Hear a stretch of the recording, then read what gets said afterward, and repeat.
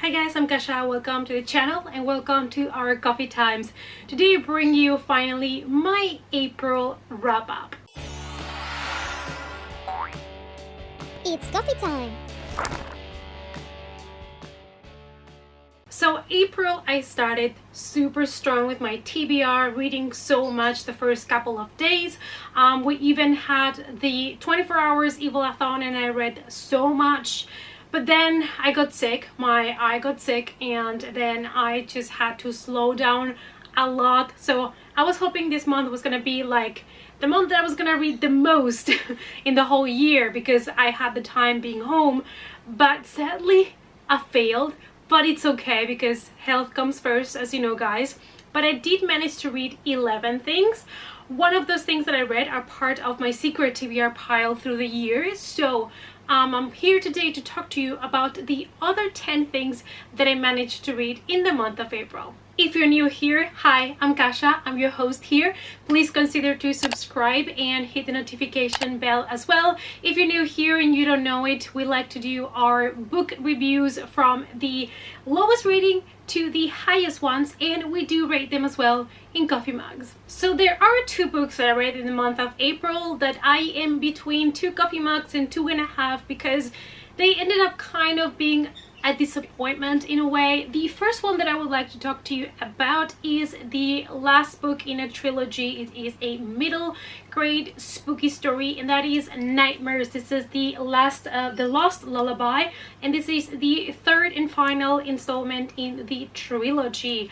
I really did enjoy book 1 and 2 a lot. I felt like in book 3 the story was not really strong. I felt like the plot was being recycled from the other books and there was nothing exciting about it anymore. So, you know, I just read it just to finish it, but it was nothing exciting about the story. The main plot, which we get to know in the first book, is we have this 12-year-old boy whose father has a new girlfriend, and they move into these girlfriend's kind of mansion, and there's all these talks about the mansion being haunted and all of those things. And one day he realizes that actually inside of that mansion there is a door that connects the real world with the world of nightmares, and that's one of the best parts of the books. On book 1, when we really get to explore the world of nightmares, that was fantastic. And I also really enjoyed book 2, but I felt like book 3 just wasn't strong enough. Next we have a book that I also am between 2 and 2.5 coffee mugs, and I'm really sad about this one particularly because it is a book that I really wanted to read and I thought I was really gonna love, but it didn't happen for me, and that is The Bone Witch by Rin Chupeco. This is a dark fantasy. This is the first book on the trilogy, and one of the reasons why I really wanted to love this book is that it has necromancy, and I thought it was gonna be so great. Thankfully for me, Audible had some free audiobooks due to the virus, and this was one of them. So I was able to listen to the audiobook because honestly I don't know if I would have been able to complete this in physical form. I think I would have DNF'd it because it is a really slow book, and it takes a lot of time with descriptions and little things, and it was just very dragging for me.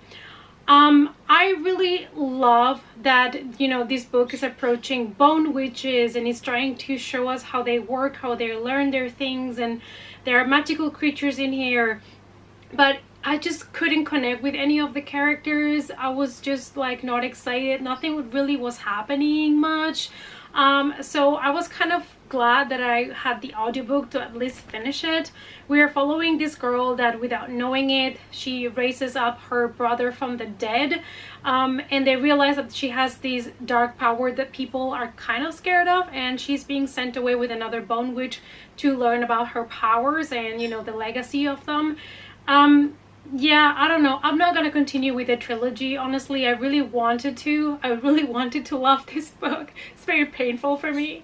But if you know of other books about necromancy, let me know down below, because now I feel like I want to read something that touches that topic, that it's actually good and engaging and has action and stuff like that. So please let me know down below. Let's move on to the 3 coffee mug book, and that is Paranormal See by Kirsten White. I knew this book was not meant for me. I'm not the target audience for this book, and I was expecting it to be really predictable and cheesy, and it was.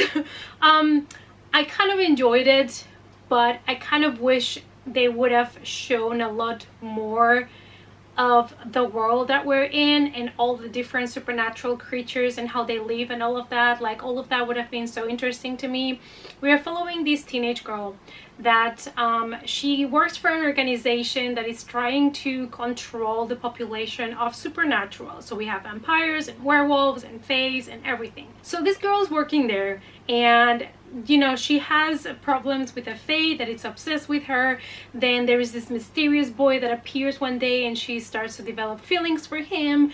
And then there is this villain that appears in the story that is starting to kill supernatural. So she kind of gets herself in the middle of all of this turmoil.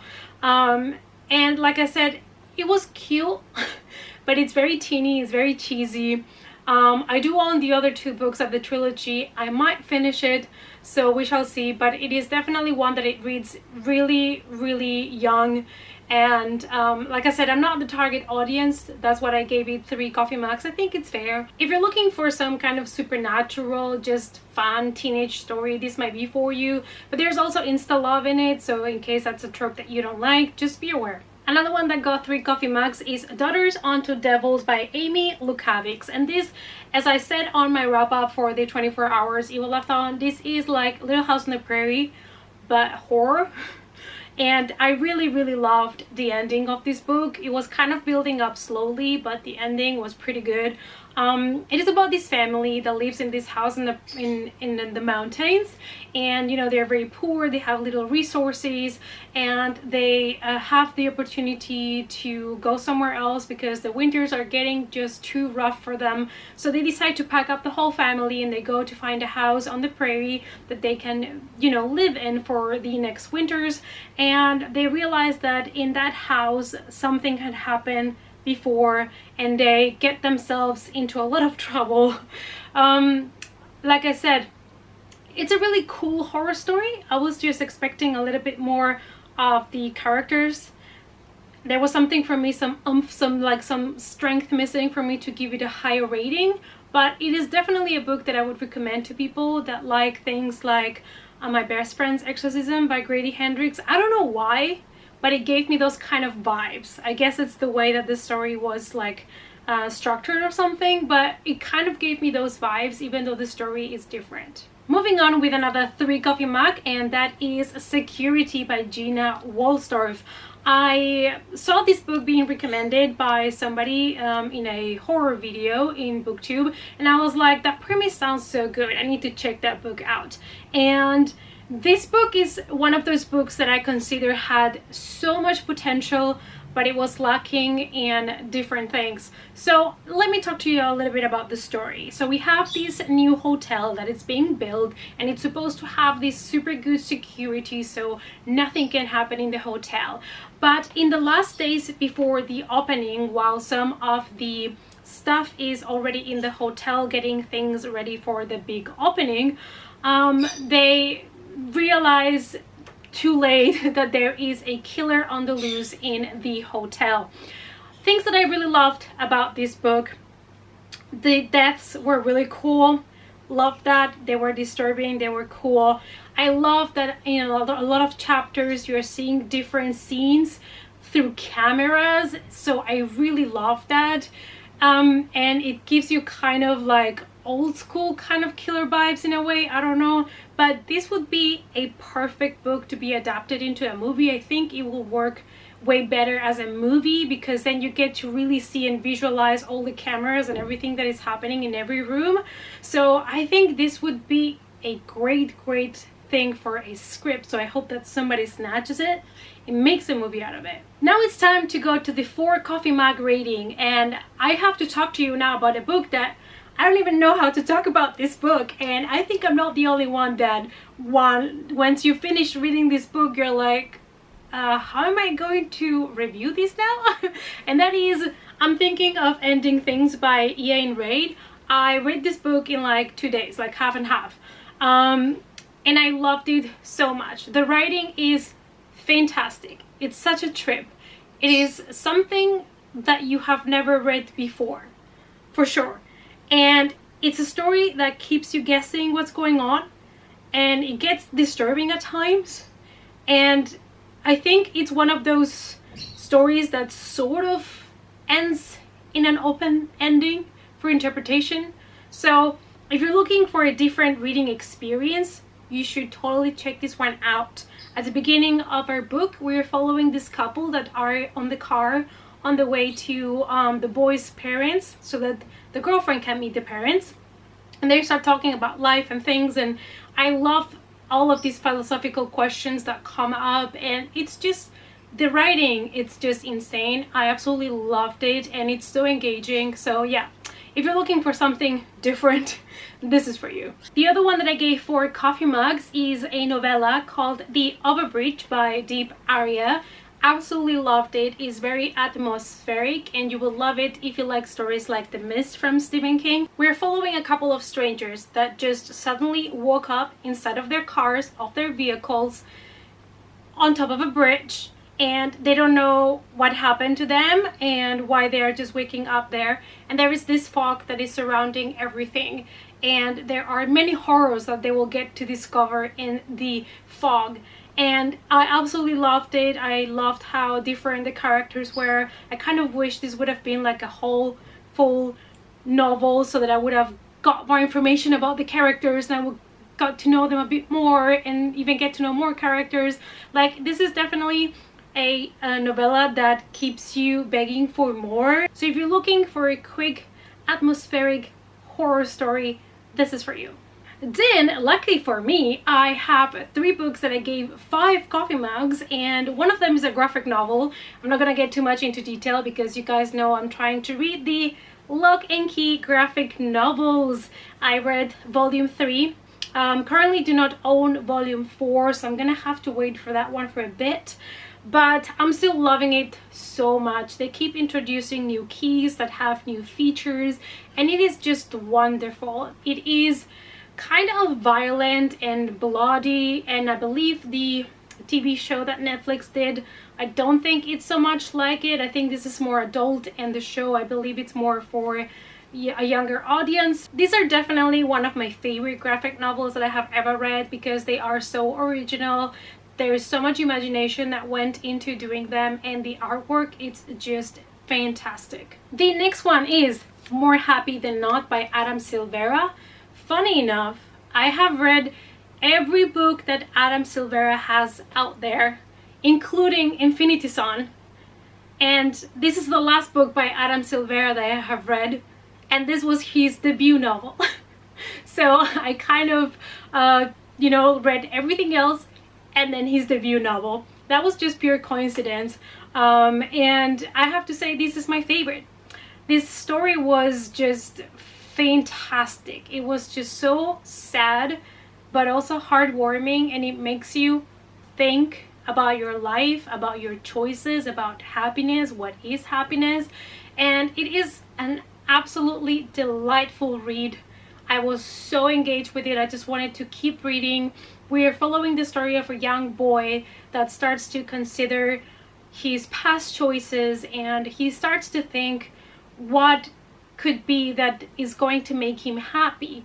What is it that he's missing so that he can be happy? I'm not gonna say anything else about the story because I feel like it would be spoiling things that are important that you go into the book without knowing. So I'm gonna be a vague queen here, and this is all I'm gonna tell you, but it is fantastic, and I recommend this to anybody. If you want to read an Adam Silvera book, this is the one to go for. After having read all of his books, this is my favorite. And the last book that I would like to talk to you about is Sight by Neil Shusterman. This book has a concept that I think it's very daring, very modern, and I absolutely loved it. That is the thing that attracted me to the book. We're living in a futuristic world in which humanity has conquered death and sickness, so nobody really dies of natural causes anymore or accidents anymore. And so there is this new job that has to be created, which is the scythe. And these people that are trained to be a scythe are basically the Grim Reaper. They just decide who is going to die and they go and kill them. But instead of saying kill, they use another word, which is gleaning, in order not to make it sound so awful. And what I really loved about this novel is the world building and how strong all the characters were at the beginning. I also love that the book keeps making you question things all the time about a possible future in which humans would live, having conquered all sickness. I also love that the book is always putting questions up in the air to make you think about life and things that we might be able to achieve through science and how that might affect how humans live nowadays. And it is interesting to think of a futuristic world in which people would look back and be like, oh, they used to get sick and they used to have headaches and they used to have this.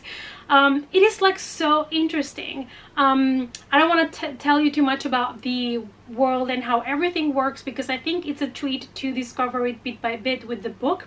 So this is the first book on the trilogy. I am currently reading the second book, which is not as strong as this one, but I'm still really enjoying it. I will talk about that one on the next wrap up. But the first book is a really good book and I absolutely loved it. And these were all the things that I read in the month of April. I hope that you enjoyed this wrap up. Let me know down below what is the best book that you read in the month of April. Let's comment about it in the comments down below. If you want to follow me in other social media, all the links are down below. If you enjoyed the video, please give it a big thumbs up, and I hope to see you all in the next coffee time. Bye!